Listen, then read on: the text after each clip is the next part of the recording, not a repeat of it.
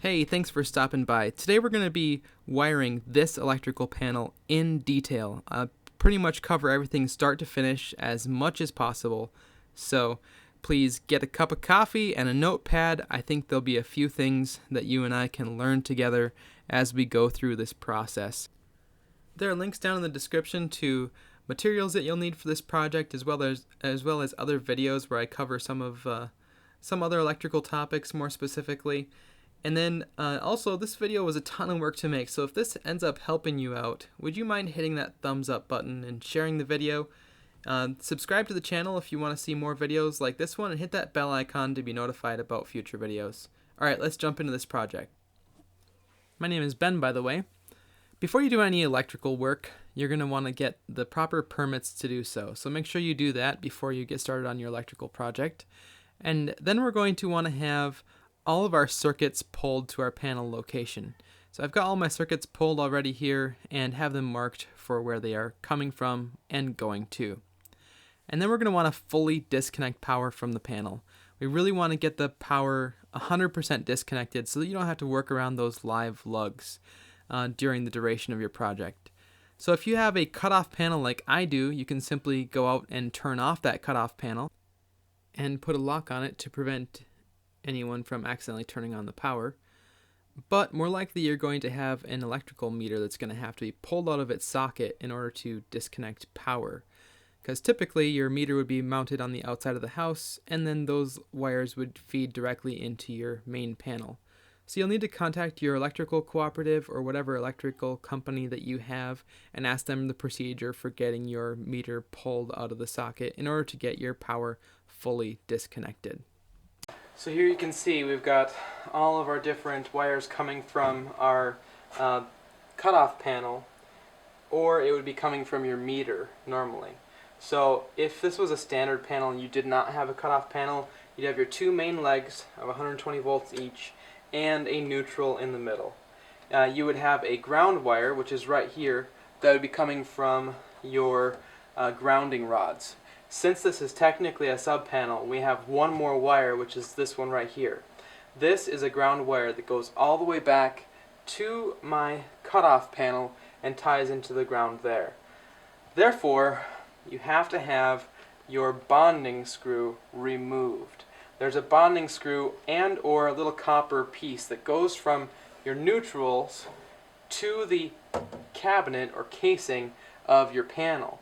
And if it is a sub-panel, you have to get rid of that. You have to take it out. Take that green screw out. In the case of this one, there's a green screw that bonds this to the casing. That cannot be there. Take that out and add a ground bar. You'll have to actually add a grounding bar to your panel if it is technically a sub-panel.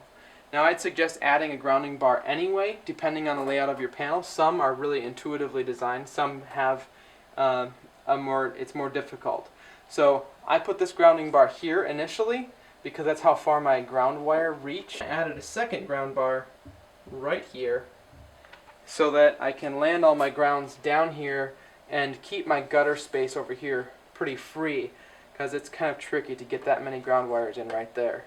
So now I have the option of bringing all my wires down here, or this side, I'm not sure exactly yet, and pull all those grounds up into this ground bar down here. And the ground bars, you should make sure you always have one that is the same manufacturer as the manufacturer of your panel. So right here is our number 6 solid copper ground wire that goes out to our 2 grounding bars located outside. And those grounding bars are pounded in the ground 10 feet apart from each other. And that grounding wire then connects onto the grounding bar in this particular panel, because it is technically a sub-panel. But if this was a normal service entrance panel where you didn't have a cutoff panel, that copper wire would just hook straight into the neutral bus. This is a QO2D 40 space panel, and if you can, there's a couple different types of panels now. Some of them are what they call plug-on neutral, or that's what Square D calls it at least. And a plug-on neutral panel basically has a neutral that runs down right here and right here, so that you don't have to use pigtail arc fault and ground fault breakers. So this is a dual function breaker. I'm going to have to roll all these pigtails up in the gutter here and connect them to the neutral bar and then bring the neutrals directly to this. So if you can get one of the newer style panels, you don't have to deal with all these pigtails, and this snaps right on there, and you don't have to worry about all of the pigtails. But if you have an existing panel and it's adequate, go for it. Always opt for a panel with as many spaces as you can get for a 200 amp panel. I saw a guy recently, I think he said he had 52 spaces, and it was a plug-on neutral QO square D panel. That would be the optimal way to go. When I got this panel, those options weren't yet available. So you're going to want to stock up on all the stuff that you're going to need for doing your project. It's worth it to just go ahead of time and make sure you have everything that you need. In my case, it's a lot of arc fault breakers, because arc fault breakers are almost required everywhere in the house. So arc fault or dual function. This is a dual function. It's both ground fault and arc fault. They all are going to have these pigtails unless you use the plug-on neutral that I was talking about, where this terminal right here acts as your neutral. In my case, I need to use the ones with the pigtails because I do not have that option. Now, there's never going to be two panels that are wired exactly the same. Especially just varying from company to company, electrician to electrician, are going to have different methods for wiring panels. Overall, there's a lot of different ways that it can be done that is going to meet code just fine. But it's a huge variance from rat's nests, or what look like rat's nests inside of here, to meticulously placed wiring in the entire panel. I'd recommend the latter, so that you have something that you really can wrap your mind around. When you look in it, it should be pretty self-explanatory to see what exactly is happening. And especially if you're going to wire it yourself, make sure you take the time to do a really neat job so that your inspector will be pleased with you. You're going to have this inspected, and you want to do everything that you can to do a great job with it. Before you even start wiring your panel, I would highly recommend contacting whoever the inspector is in your area, letting them know what you're going to do, and see if they have any tips. You want to make a plan before you get started pulling wires into the panel for where you're going to put your different circuit breakers. So write out all the circuits that you have on a piece of paper, and you can kind of see the concept that I used here.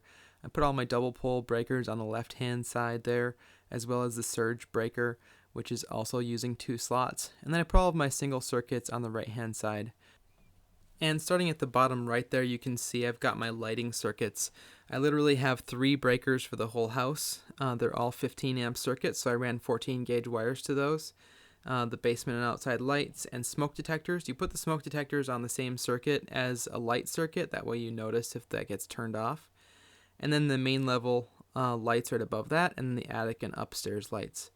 And then up from there, you can see I kind of covered the kitchen, and then I covered outside, and then kind of the rest of my general circuits going across, the bathroom circuits, and then at the very top, those top 3 breakers are the only 3 breakers that are actually normal breakers. They're not dual function, ground fault, or arc fault. They're just normal, which is kind of interesting. And then going down there, you can see where I have DF written next to the breakers. Those are ones that I'm potentially going to have be dual function breakers, so they'll be both ground fault and arc fault, and that'll prevent me from having to install ground fault outlets throughout the house. I might do a combination though, and so that's not totally decided on. And then the one spot where I moved the dining room receptacles to be on the 3rd kitchen circuit, that's because the dining room actually has to be on its own circuit, and it can't be shared with other general receptacles. Something that I learned after the fact from the inspector. I'll be using a combination of this wire stripper here. It's designed where you can strip the sheathing off. As you can see, we've got 12-2 and 14-2 as options for what can be stripped using this tool here, where you can cut the sheathing and then pull the sheathing off of the cable. And this is called a cable ripper. The wire slides into it, and then you squeeze this down and pull the wire, and it cuts the sheathing just like this. I didn't cut it just now, but that's how it works. So as you see, I've got all my circuits pulled already. They're all ready to go. when you pull your circuits, you want to leave enough where it's dangling down below the panel about 3 feet. You just want to make sure you have plenty of wire. You're going to end up snipping a lot of it off, but it's going to be able to be put to use elsewhere in the house as pigtails and other things. And it's much better to have a little bit extra that you have to clip off than to not have enough. Now I went ahead and knocked a bunch of these knockouts open up here. I'm going to bring all my wires in the top of this panel. It can be brought in the side depending on how you want to wire yours, but that's the way we are going to do it here today. So I'm going to start by bringing all my wires into the panel and stripping the sheathing off. I'm going to bring the sheathing into the panel by about 3/4 of an inch or so, and then take the sheathing off of each cable, making sure to keep my labeling on each of the black wires as I bring those in, and the white, really. I'll probably put them together. And then I'm going to start by bringing all of my grounds down to my ground bar and lay those all in there really neatly before I go on to anything else. So that's going to take me a little while. I'm going to let these time lapses play through in their full length, that way you can see all of the details. So we're going to start with our dryer wires here. These are 10 gauge, 10-3 wires, so they have 3 insulated conductors and 1 ground. We're pulling those through a single 1/2 inch knockout. And make sure that you have your knockout or your cable clamp or connector in place before you pull the wires through it.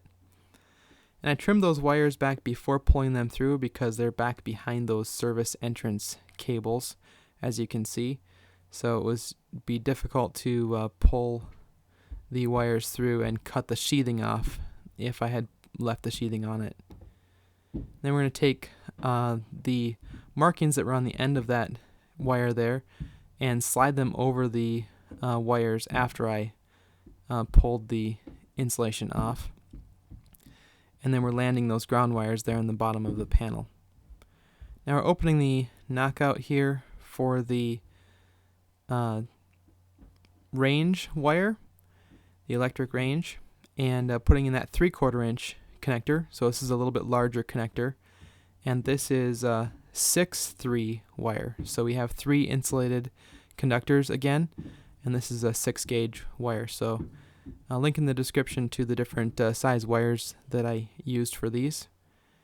And again, bringing that ground wire down to the bottom.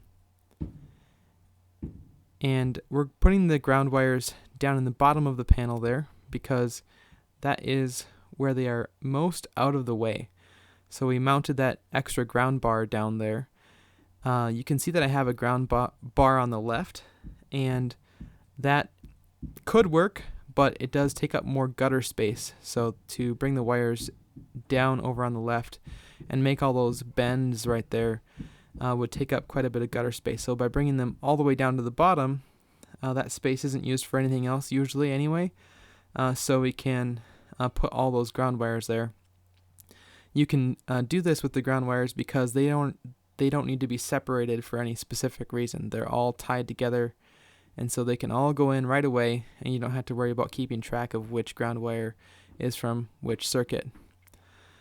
Unlike with these 12 gauge wires or all of the rest of the circuits, we need to really keep track of both the hot and the neutral. It used to be that you only had to keep track of the hot wire because it was going to a traditional breaker. But now that we're using ground fault or arc fault breakers for almost everything in the house, you need to keep track of both the neutral and the hot wire. So make sure you take that marked piece of sheathing from the end of the cable and slide it back up over the neutral and the hot wire to keep track of it and keep all those circuits separate. And then we're just hanging those wires off to the side there so that they're not hanging in our face too much. And we did those big wires all first just to get those really stiff wires out of the way and done so that we can work with these smaller circuits. And we're pulling through the 12-2 and the 14-2 wires.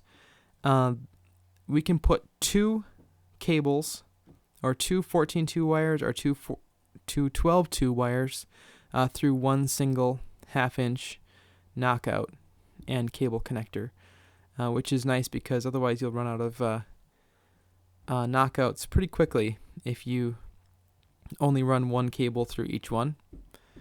And then I ended up actually using a utility knife for trimming back the sheathing on these, on a lot of them anyway. The cable ripper tends to be a little bit, it can sometimes damage the sheathing or the insulation of the conductors, as well as the utility knife could, but just make sure you're really careful, and you can run the utility knife down the center of the cable where there is that bare ground wire anyway, and you won't damage anything. So we're pulling a couple more through here. And when you tighten up those cable connectors, you just want to tighten them up until they're snug enough to hold the cable in place without it moving. But you don't want to tighten them so much that you damage the wires by crimping them together super hard. And then we are anchoring the wires with these multi-cable staples, which are super handy because you can open them and close them again. They kind of snap open and snap closed. So I'll link those down below. And we need to anchor the cables within 12 inches of the panel. Wherever they come out of the knockout, they need to be anchored within that 12 inches. And as you pull the cables into the top of the panel, make sure you just use the back knockouts first. Just makes it a lot easier, and then you can kind of just work back to front that way. And we've got the 12-2 cables again that can go through in pairs, as well as the 14-2 cables. Anything that is a 3-conductor cable, like a 14-3 or a 12-3, should probably have its own knockout, as well as the larger wires. Alright, so I've got all of this half pulled into the panel and the ground wires brought to the ground bar. And it's kind of a pain, but thankfully I'm done with my big ones. I got my range wire and my 2 dryer wires in here now. So all I have left is these, so no big deal. Yeah, I'll show you a close-up of what the ground wires are looking like. Alright, so I'm keeping my wires really nicely tucked right in that corner there. And you can see that I bring them down to this level and then make them have a turn directly that way and then down. So as I pull all these wires in over here, I'll be doing the same thing, bringing the wires straight across and down. There's the first ground bar that I'm really not using because I have that other one in the bottom. So here's our ground bar. When you're landing your ground wires, you can put multiple wires under one screw. Now, if you have enough space, I would suggest just going with 2 wires per screw. In fact, I believe this bar right here, according to what I'm reading here on the tag that goes with it, it says 2 14 or 12 gauge wires that are copper.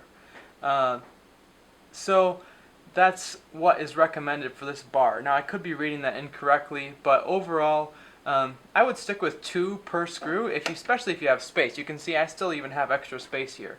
And if you really want to, you can just do 1. Alright, so now what I'm doing is I'm installing the breakers. I know that I may have to pop one out at a time to attach wires potentially, but I'm doing this whole pigtail situation thing, unrolling each one and then pulling them or hooking them into the neutral bus. Always start with this back row first when you're putting your neutrals in, because you'll be glad you did, because if you fill up the front row first, you will be wishing that you would have filled up the back row first, because it's a lot more difficult to get to this back row after the fact. And get it good and tight. So up here, when you're landing your neutral wires, you just have to remember that you're only allowed to put 1 neutral wire under 1 screw, unlike grounds where you can be allowed to, I think by code you can even put up to 4, but you need to look at your panel and make sure that the requirements of the panel aren't different, because like that grounding bar said, you can only have 2 grounds under 1 screw. Wow, this looks really nice. You know, I'm pleased with this to date, or to this point. Sometimes people will take and put tags on each one of the wires as they come into the breakers. It's kind of like this tag right here. It has its destination written on it. That's a really good idea. It's a lot better than nothing at all. It actually might be the best method. But in order to keep my cabinet as clean as possible, I'm going to just number them that correspond to each location. So 2, 4, 6, 8, 10, and so on. And put that on the black wire for each circuit. And then what I'll have is a legend, or maybe that's the wrong word, but basically on my cover for my panel, I'll have the exact description of what those numbers go to, which is currently what's on like these tags here. But just to not have all of these little bits of sheathing in here, I'm just going to use numbers and put them on here. Because the main point of having a number on here and then having a way to figure out what that number means is that if you take some of the wires off of the breakers and then you forget which one was which, then you have a number that tells you where it went, and then I'll have a paper that tells me what each one of those numbers was supposed to go to. So that's what I'm going to work on now, and I'm just going to work on figuring out the best way to route these cables in here that looks really neat and is very functional. So I think I'm going to bring all of these down on the right here, and you can do it a couple different ways. You can either clip the wires at the exact length that you think you need them to be, which is what I've seen some electricians do, or you can take it down a little bit further and then come back up to the breaker that you want to go to, which is the method that I'm going to take because I really like the flexibility of having a little bit of cable left over in the cabinet, so that if you want to move it later you can. So that's again a preferential thing that I like to do, because if I put my wire that comes to this breaker, if I just bring it straight down and then land it, it's not going to be able to move anywhere except for right there. So if I bring my wires down and loop them back up and in, it's a little inconvenient to get all the wires bundled in here, but it should be pretty well. It should work pretty well as long as I keep it organized. So you can see that I pretty much have all of my breakers installed. You can see on the right hand side there that bundle of white wires coming up. That's all of those pigtails coming from those ground fault or dual function and arc fault breakers. And that's the nice thing about plug-on neutral, is it prevents having all that wire there. It just simplifies things a lot and saves a lot of gutter space. So we're bringing our wires down now and then back up again so that we can have a little bit of extra wire that's saved in case we need to move them around in the future. And then you want to take the wires that are coming in the back of the panel, so the very top on the back, and take those wires down first to land those on the breakers.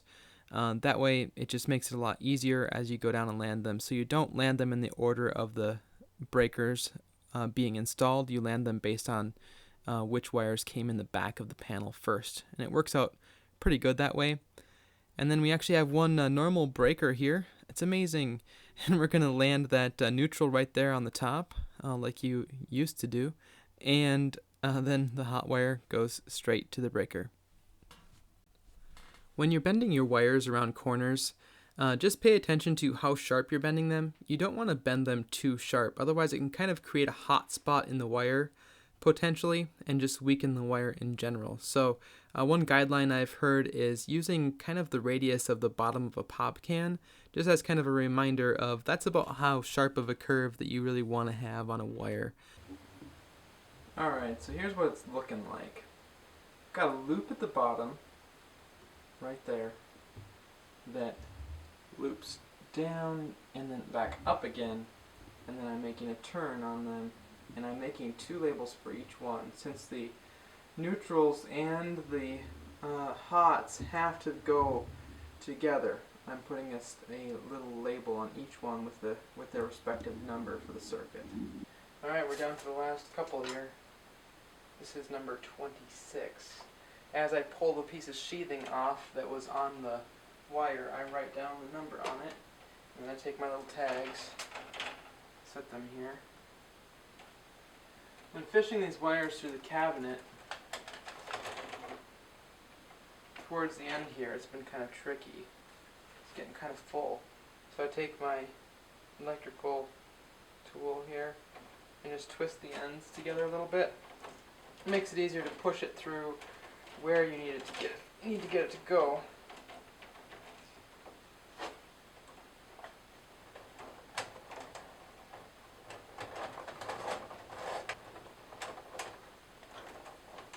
Once you kind of get the hang of it, you'll know kind of about how long it needs to be. About like that, and then I clip it right about here. And then I strip this back. Being sure to use the right spot. Slide your tag on.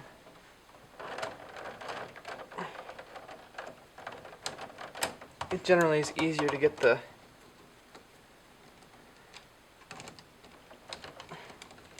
wire underneath it if the screw is loosened. Gotta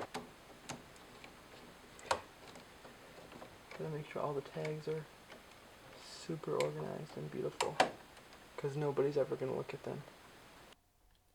So these are really heavy duty wires coming into this breaker here, and this breaker is for the range. And so since they are so heavy, they are a multi-stranded wire. And so what happens is when you first insert them into the breaker and tighten it down, you can tighten them really far, but it'll feel like it's tight, but they could work loose.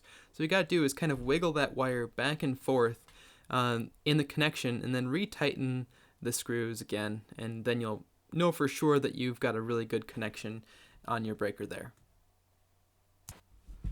And straightening out the wires is kind of a time-consuming process, but the product in the end is, I think, worth it. It's pretty fun.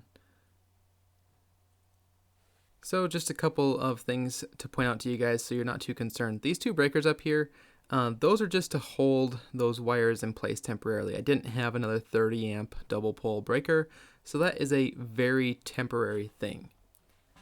Now on the left top here you can see there's my surge breaker. I'll link to that in the description. It's a pretty cool device. It's a surge protector for your whole house. But I wanted to note that I contacted Square D, and they recommended actually that I tie that neutral coming out of that surge breaker straight into the ground bar, even though technically it says to put it to the neutral bus. And the reason for that is that since this is in a sub panel, the sub panel has its own separate grounding system and stuff. Not separate, but it has the ground separated. And so you want that to go straight to the grounding rods that are for that building, and not to the neutral bus in this case. And you also want that wire to be as short as possible. So I just wanted to note that I'm aware of that, and just in case anyone else decides to put in a surge breaker. Now I had all of the wires draped all the way down to the floor pretty much, and some of them were even like laying on the floor a little bit. And I thought that it was going to be really excessive, but actually it wasn't terribly excessive. So definitely don't skimp on the amount of wire hanging down below the panel. So there you have it. The panel's wired. This took about 10 hours of time, I'm guessing, approximately. And it may take you less time because you're probably faster than me. Doing a detailed job like this takes a little more time, but I think it's worth it. This has been how to wire your main electrical panel. I hope this helped you out in planning and design and implementation of a main panel in your house. And if you have any comments or suggestions, please leave them down below. Anything that you think would add to this video, or information that I may have missed, please just feel free to comment. That would be terrific. Thanks for watching, and we will talk to you in the next video.